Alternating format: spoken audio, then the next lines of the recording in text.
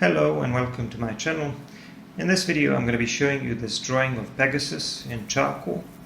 And as for the lower portion of this drawing, these rocks, I did a separate video on that, and if you want to check that out, I'm going to put the link in the description and in the end screen. In this video I'm going to be focusing mostly on the horse. So let's see how I did it.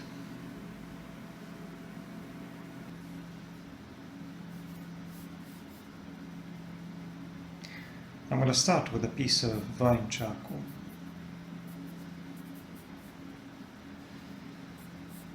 So first I'm laying down some of the basic outlines or basic shapes of these rocks.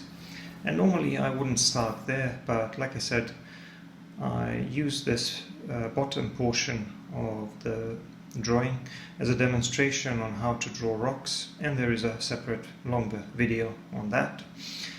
But like I said, here I'm mostly going to be focusing on the horse, which is going to be in the upper part of this drawing.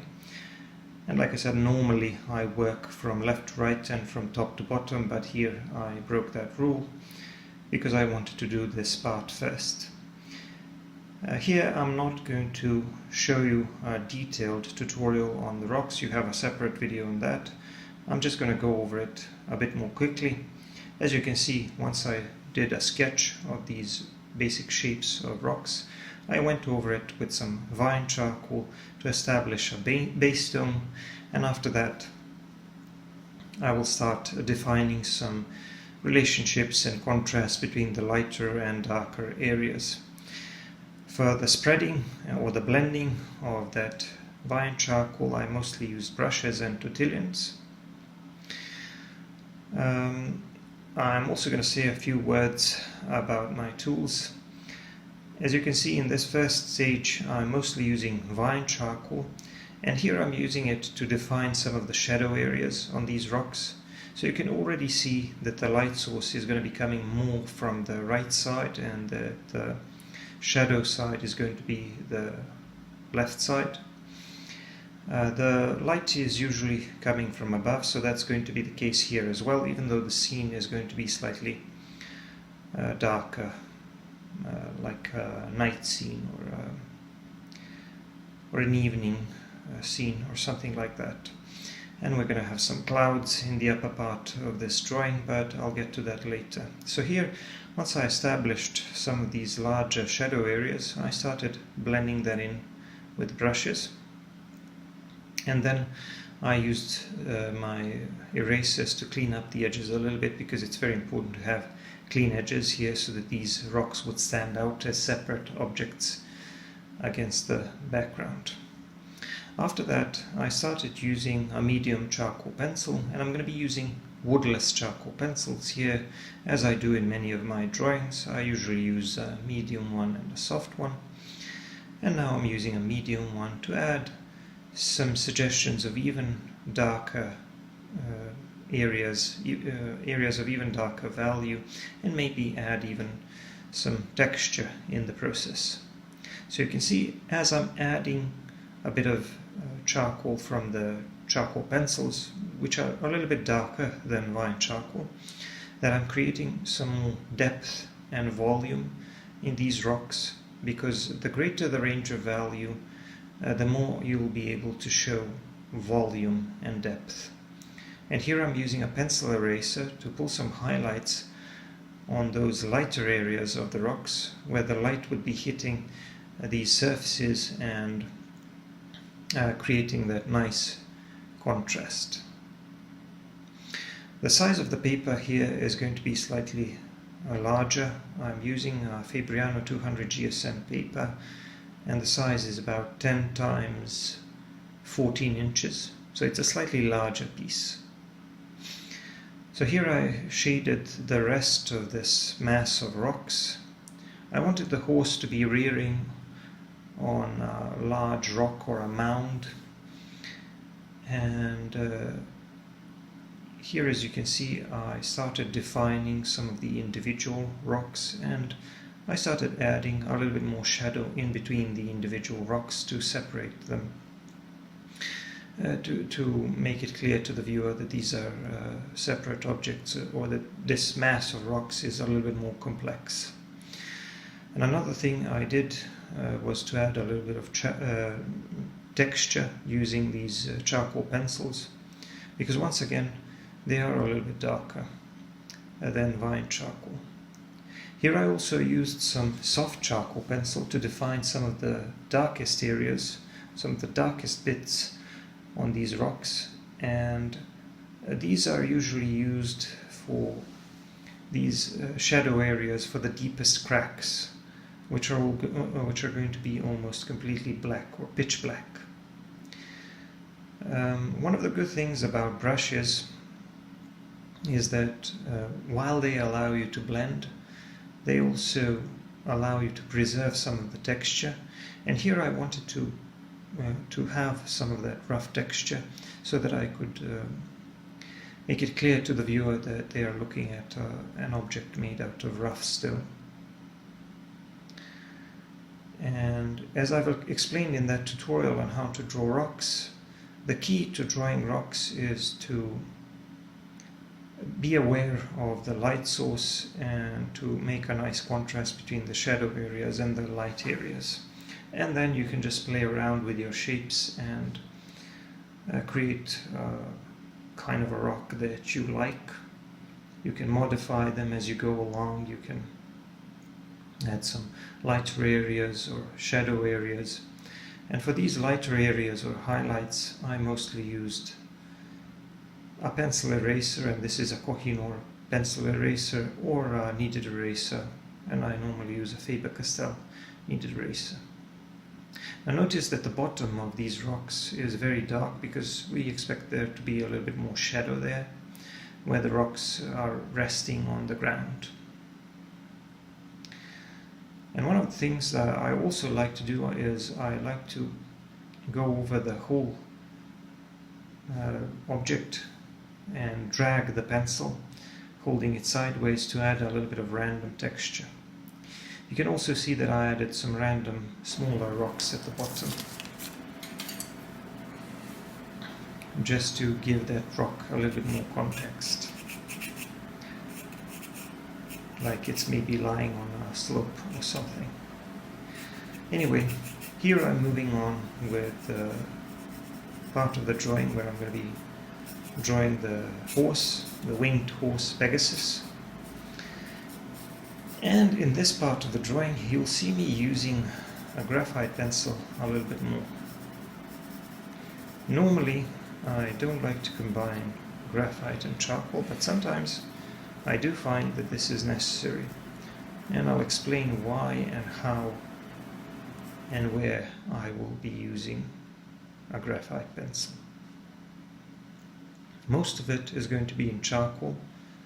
Charcoal is what I use to cover probably 98% of the area of the paper. But I do find that graphite can also be useful. Another thing that I can sometimes use is a black colored pencil. But here I'm mostly going to be using a hard 2H pencil for some of the edges. Here I used it to do the sketch of the horse. Now if you're wondering about the reference for the horse, I actually simply googled some images of rearing horses, and then I added wings on top of that, and these are dove wings that I simply added onto the horse.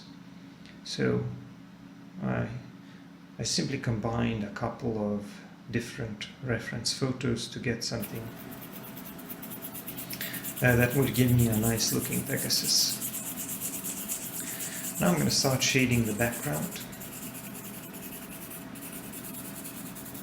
And naturally, because Pegasus is white, I need to try to avoid covering the part of the drawing where the horse will be, because we're going to have a lot of lighter areas there. Now it's impossible to achieve that amount of precision. That's why I have to carefully work around the edges of my sketch, the edges of the horse. And that's not always easy when you're using blending tools, whether they are brushes or tortillons. But generally Tortillians give you a little bit more precision, as you will see. And I like to use them to work around the edges of the lighter shapes. And that way I'm kind of pushing the charcoal to those edges and no further. Now the problem with Tortillians is that they too don't give you that much precision, because they tend to create softer edges rather than clean hard edges that you sometimes need. So they are a useful tool, but they are not enough on their own, because I have to use erasers and pencils to clean up these edges as well. I'm just adding a bit more value here and there where I feel the background is not dark enough. And like I said, I'm going to draw some clouds in the background. I want a nice, impressive background for my subject.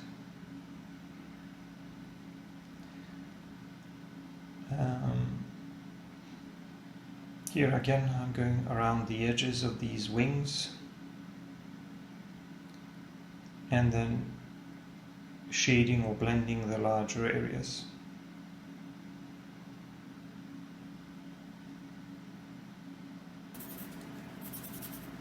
Now I'm going to try to draw some suggestions of clouds in the background. And to do that, I need some darker shapes first. Because clouds too are three-dimensional objects, and they also have their shape and volume and their shadow side and their light side. So I'm going to shade them in a similar manner as rocks, with their shadow side on the left and the light side on the right. I'm using a kneaded eraser to lift up a bit of charcoal and to create those areas of lighter value. And then I'm making these transitions using a brush. For the edges, to make them a little bit more defined or extra wispy, I can use a kneaded eraser. Go over these lighter areas a little bit to make them stand out here and there. But I don't really know if I'm going to need to do that, if I'm going to need to make it quite as detailed. Dabbing with a kneaded eraser will usually do the trick for this background.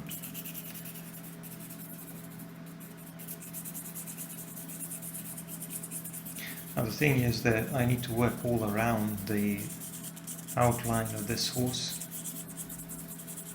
and its wings.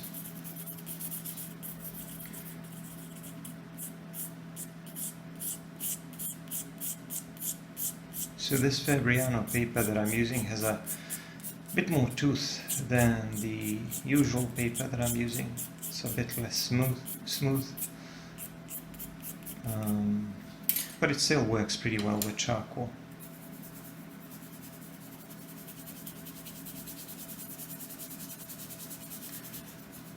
I don't know, I mean, I'm spreading this with a brush now. A lot of people often complain when I don't say which paper I'm using at the moment, or when they find out, they say that it's very important which paper you're using with charcoal. I just found that it doesn't make a huge difference. I found that it doesn't really matter that much. I just, if I use a different type of paper, I just adapt. I use slightly different blending tools, or I use them in a slightly different way. I just don't really see that much of a difference, honestly. And whatever you're using, whatever tools or whichever medium you're using, you have to adapt. You always have to adapt a little bit. And it's like people expect, if they expect if they buy the exact same type of paper or exact same tools that they're going to achieve the exact same results. Everybody's different, and it doesn't really matter if you use the same materials, it's still going to look completely different. And that's something you need to accept.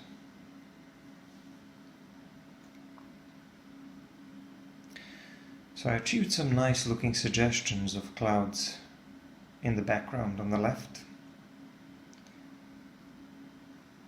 And I'm just working around the edges. I'm just working around the edges of these wings, and now I have to shade the lower side of the wing. So, because the animal, in this case the horse, is flapping its wings,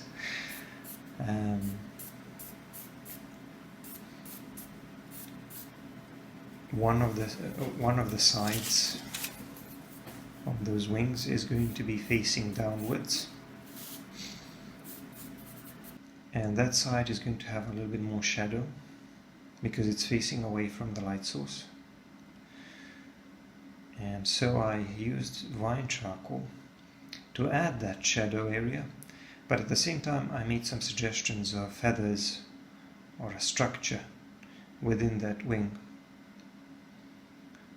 because wings consist of multiple layers or rows of feathers. Now here I'm not going to make it super complex.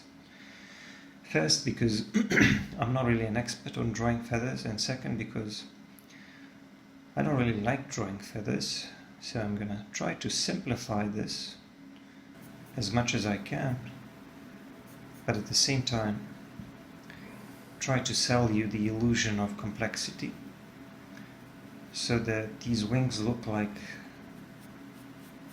they're actually made out of a whole bunch of feathers stacked on top of one another. Here again I'm using that pencil eraser to clean up the edges, and this will really make the edges of these feathers stand out against the slightly darker background. You can see how that white wing is starting to stand out. But here in the shadow side of the wing, I'm already making some suggestions of individual feathers, shading them individually, so that the light side is always facing the light source above. But I'm also going to add some suggestions of rows or layers of feathers as well.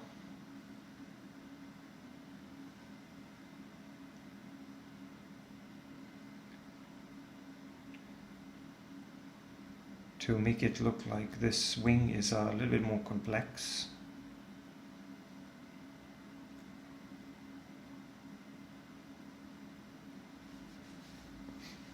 Now I can't make this too light.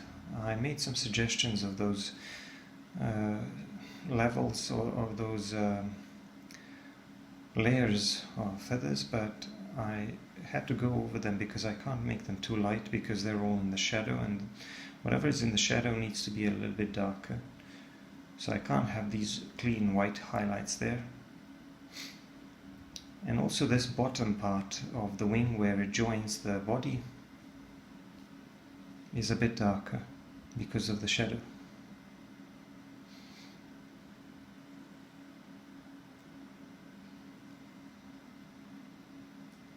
So this shoulder area is going to be casting a bit of shadow onto the body.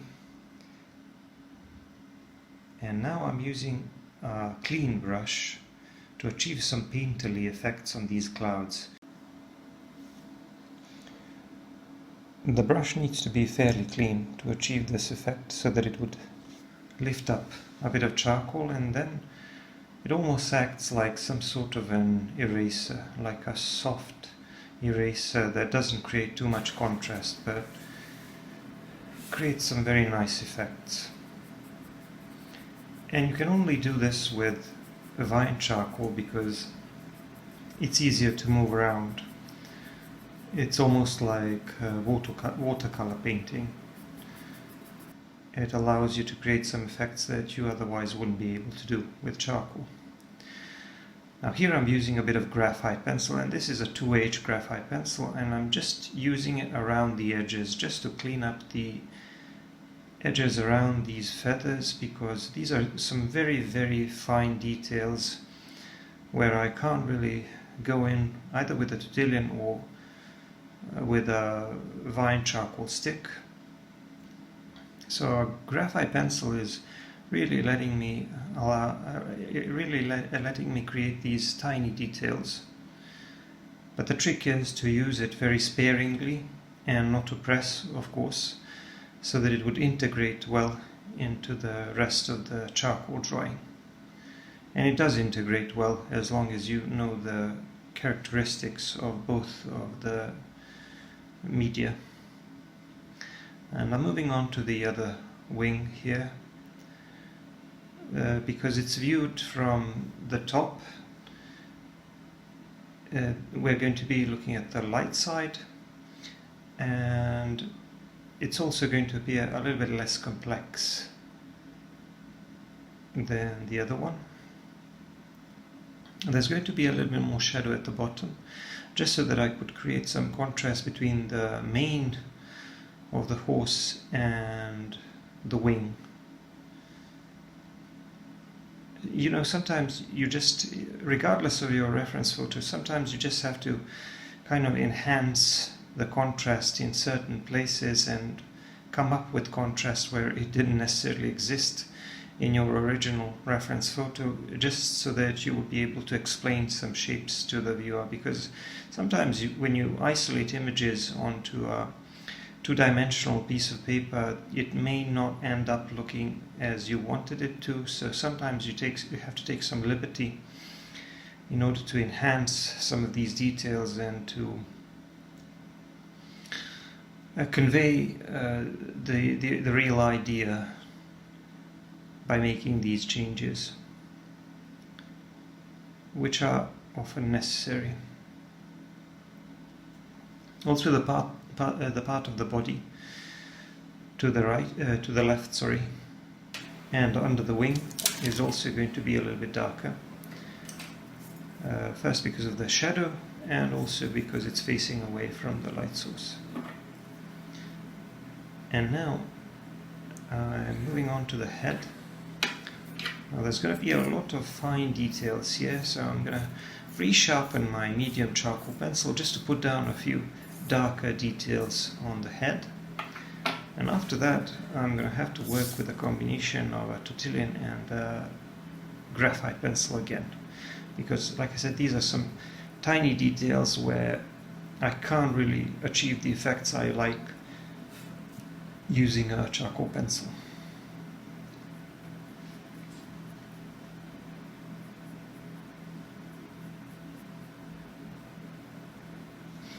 So the eyes and the nostrils and some of the area around the mouth and the gums is a little bit darker.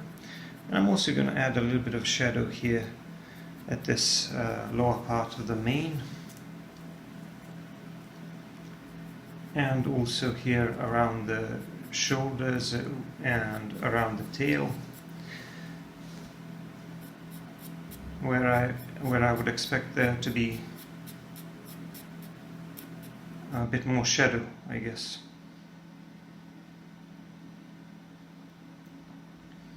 So now basically I'm moving on to the main part of this drawing, because I've done the background and I've done the wings, which most horses don't have. But now I'm moving on to the usual body parts of the horse. And I'm working around the head, and it's very important that I achieve clean edges to value here as well, so that the horse's head would stand out against the background just like the wings do. Now notice that this is a bit of a challenge because it's easier to achieve the contrast and these clean edges. It's easier to achieve those when you have a darker background. When you have a lighter background, but you need an even lighter main subject, this can be difficult because you have a smaller range of value, and it's a little bit more difficult to show contrast. That's why it's so important for these edges to be clean. And that's why I have to use graphite pencils for these tiny details. Otherwise, I wouldn't be able to achieve that clean edge. You can see how blurry the edge of the head on the right looks. It can't stay that way, obviously. It can't stay that way because the horse needs to stand out against the background. So I'm adding a little bit of shadow here in the roots of the wings here so that the mane would stand out. That's what I was talking about, enhancing the contrast in some areas. It's always necessary to keep that in mind, to try to explain to the viewer, is this a separate object? Does this object stand in front of some other object? These are some of the things that you need to render, and these are some of the many decisions that you need to make while drawing. And now I'm going to grab that 2H graphite pencil again, and I'm going to try to shade the head and explain its structure and topography a little bit better. But first I'm going to try to add a little bit more contrast and a little bit more value to this part of the background on the right side of the horse's head, so that I could be able to clean up that edge later and achieve a sufficient amount of contrast. So I'm hoping that it's starting to look better, but like I said, I'm going to have to use a combination of a graphite pencil and this pencil eraser that I've used so successfully on the wings already. I'm going to have to do the same thing here. We also have a few flyaway strands on this mane, so I'm going to have to fix that as well. I am trying to put in as many details as possible, but like I said,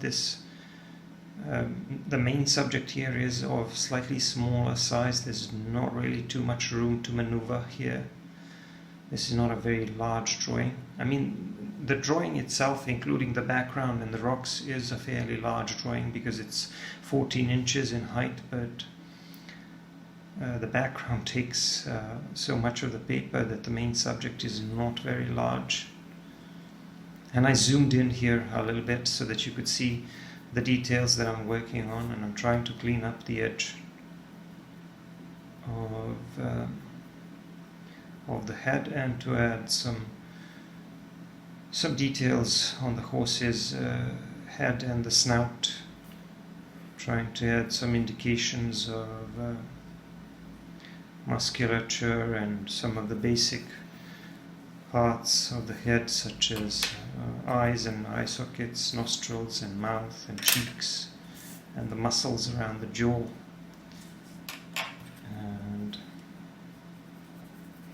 I'm going to use that lighter, harder 2H pencil again instead of a softer one to shade the lower part of this cheek, because it's facing away from the light source, and I'm going to add a little bit of shadow under the bangs here, the part of the mane that falls on the horse's head and face.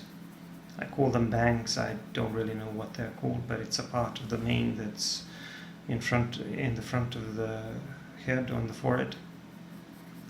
And I'm adding some more shadow here, shadow coming from the ears, and the shadow on the left side of the neck, because that part of the neck is in the shadow, facing away from the light source also.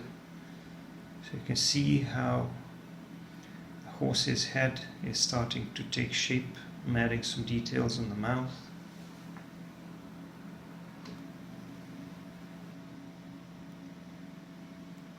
And of course, the lower side of the head, which is facing downwards, needs to be darker, so I'm adding more shadow there.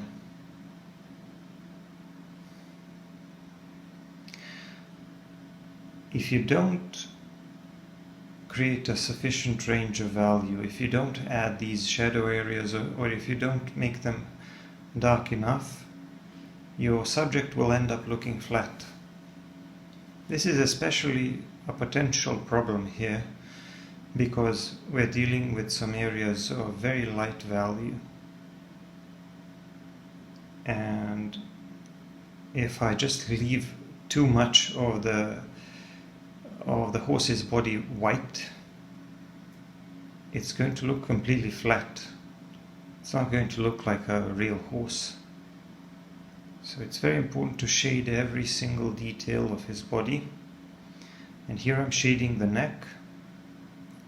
And you'll notice that even though the left side of the neck is a little bit darker, we have a nice smooth transition towards the right side of the neck, which is a lot lighter, and then I'm going to have a clean edge between the neck and the background. And of course there is also a transition here between the mane and the neck on the left, because the roots of the mane are darker than the left edge of the neck.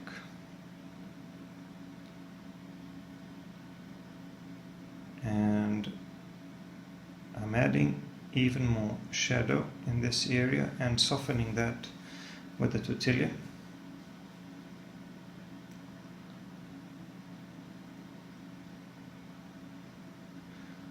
So you can see that both the head and the neck look quite a bit more detailed now. I've created a little more volume in them, so the horse's head no longer looks flat. It looks like an actual head. It looks real, and it's important for it to stand out against the background. So I keep stressing the importance of such concepts such as range of value, contrast, and clean edges. But of course you don't always have clean edges. Pay attention to this area on the horse's behind, on these large muscles around the glutes and the thighs. We have some details there, but these are not clean edges. These are slightly softer transitions. You can still see an edge, but it's a slightly softer edge. Now here, on the very edge of the behind of the horse's rear, we have a clean edge because that area is dark. And the same goes for these legs here, because they're in the shadow and they're a little bit darker at the bottom. So we're going to have some clean edges there and a clean transition between areas of slightly darker value and this grayish background. And of course I'm shading the hind legs and the belly a little bit more than the rest of the body because they are a little bit lower and facing away from the light source. So I zoomed out a little bit so that you can see how the drawing is coming along in terms of its relationship with the rest of the elements, how the whole composition looks right now. So as you can see, the horse is not very large in comparison to the rest of the drawing, but I kind of wanted it that way. Now I'm just going to keep shading the background here on the right, because I want to create similar effects, kind of like a cloudy, overcast sky, but I'm not just trying to achieve balance in terms of details, but also in terms of the amount of value. So I need to add a little bit more value here, and to break up this large gray area into some shapes, of some clouds. And of course I'm going to be using similar techniques as on the left. where I use brushes a lot. I use harder brushes to push the charcoal deeper into the paper and to create some slightly darker shapes, and I use those softer brushes and I clean them up a little bit first so that I could gently lift up a little bit of charcoal here and there. Right now I'm just moving around that vine charcoal and creating some soft transitions first, rather, and after that I'm going to be creating some areas of contrast so that some of these lighter sides of these clouds would stand out, and so that they would make sense in relation to the light source.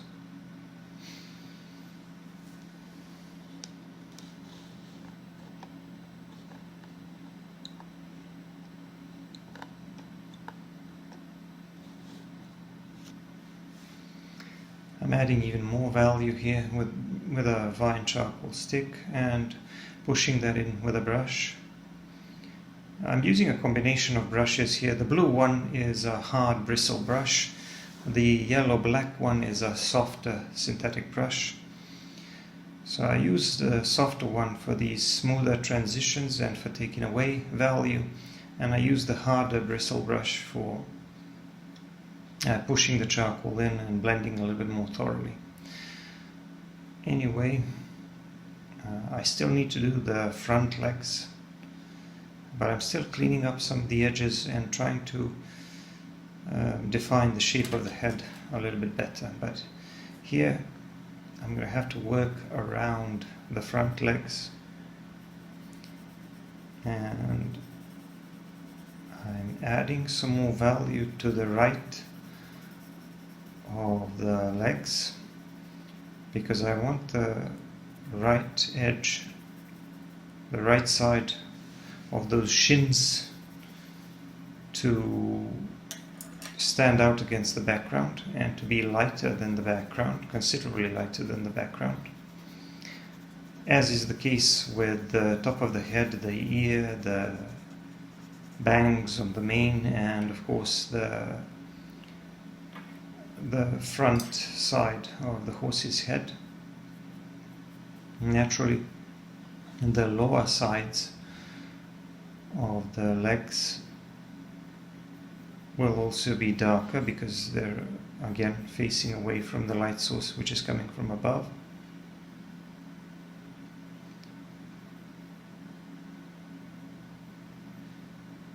So I kind of keep reminding you of the same concepts over and over again, but that's basically how your mind has to work when you're doing a realistic looking drawing. I'm drawing the hooves now.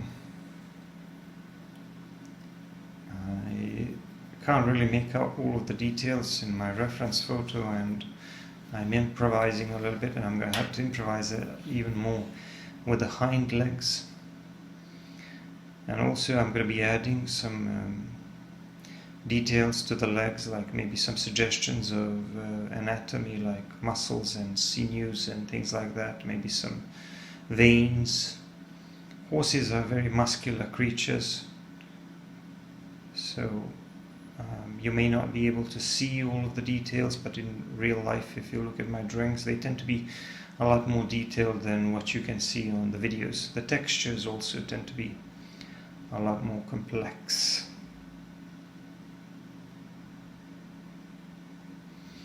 I've mentioned my reference photo. Once again, I've explained that I didn't use a single photo. I used a couple of different references of rocks and a couple of different references for the horse.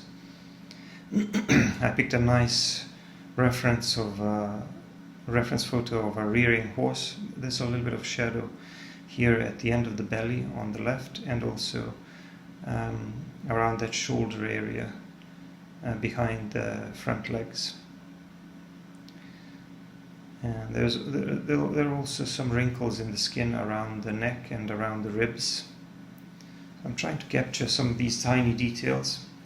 I hope that the camera will be able to pick up on all of those, because I am making this as detailed as the size of the drawing allows me. So for the reference photo, I combined that photo of a horse and dove's wings. I found a nice photo of a flying white dove, and I used those wings as a reference for my drawing. Here I'm adding a bit of shadow under these strong thigh muscles and around the hind legs. Like I said, they're facing down and they're lower than the rest of the body, so they should be darker, or maybe that part of the horse's body is a little bit darker. A lot of white horses have slightly darker fur on their legs and around their snout. I didn't make the snout much darker, just a little bit, and I did the same thing with the legs. And I'm trying to define this area here on the hind legs and the belly. The belly really needs to be a lot darker than the background because it's in the shadow. The light is coming mostly from above, slightly more from one side than the other, but mostly from above. So the belly is, the lower side of the belly is of course going to be much darker. I'm just refining the appearance of the hind legs a little bit, and then adding some random details like veins and some smaller muscles and things like that to the horse's body. But I'm pretty much wrapping things up when it comes to the Pegasus, and all I will have left to do is a little bit of work on the background.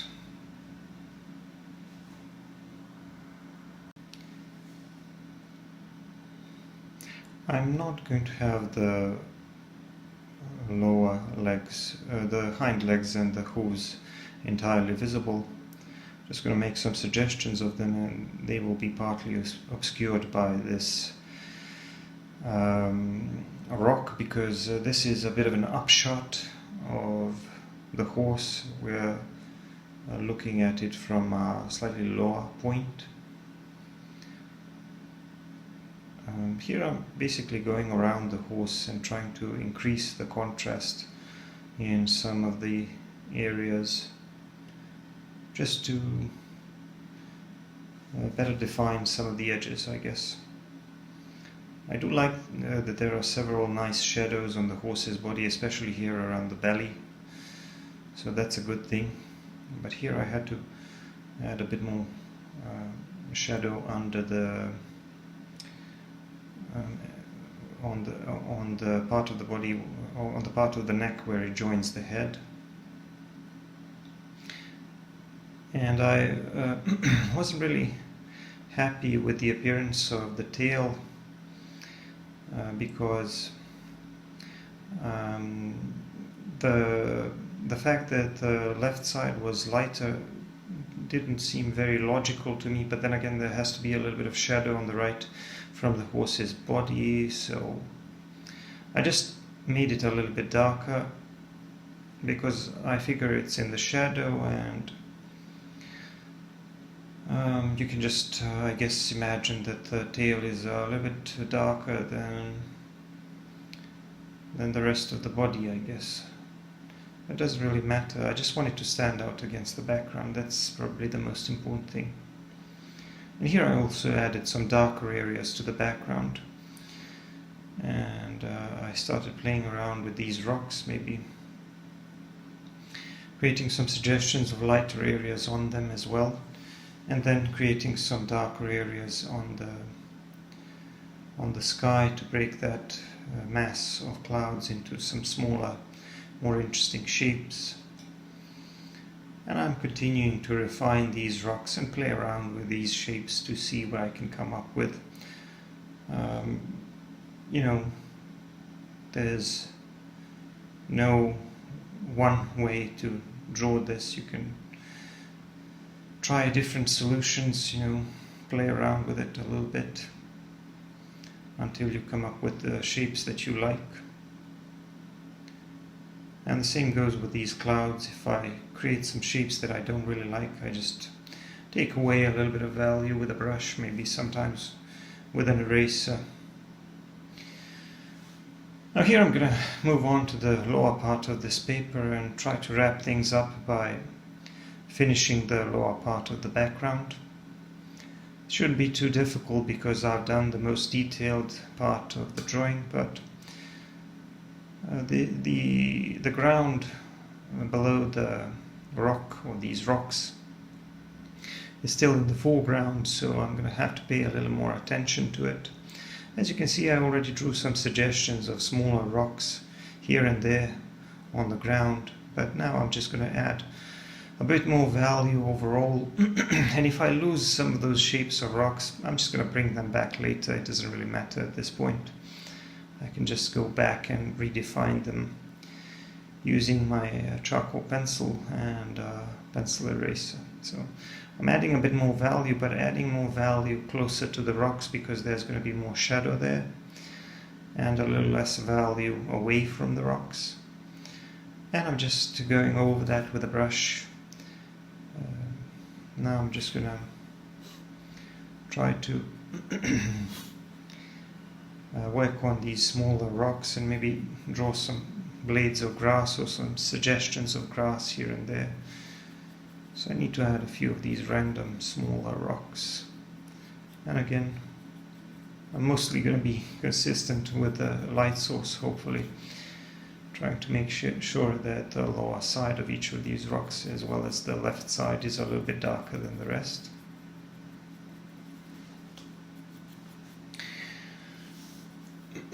I can't tell you exactly how long the drawing took in real time. I think it was about 4 hours or so, maybe a little less, maybe 3.5 hours. But as you can see, I compressed it into a 50-minute long video. Most of my viewers tend to prefer longer narrated videos, so I guess this one will be according to your liking. Now I did lose a bit of the footage near the end because my camera went out of focus, and the part where I was signing the drawing and finishing the background was a little bit blurry, so I edited that out. That happens sometimes. Sometimes I just don't pay attention. I don't notice that the footage has gone blurry. The camera has gone out of focus.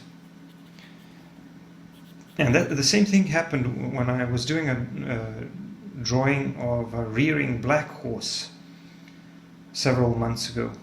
I lost a part of the footage because it was kind of blurry, and I inserted a part of that footage into the time-lapse video, and one of the people recently commented and complained about it, and I had to explain that there was nothing I could do about it at this point because it was the footage. It wasn't something I did with the editing of the video. Anyway, here I'm finishing the ground in the foreground. I'm just adding some grass or some rocks and things like that, just adding some details in the foreground to complete my scene. I got some nice rough looking smaller rocks here and there in the grass, and I'm going to be adding some highlights to them using a pencil eraser, just erasing a little bit, erasing away from the top of the from the top of those shapes to make sure that the lighter side is facing the light source.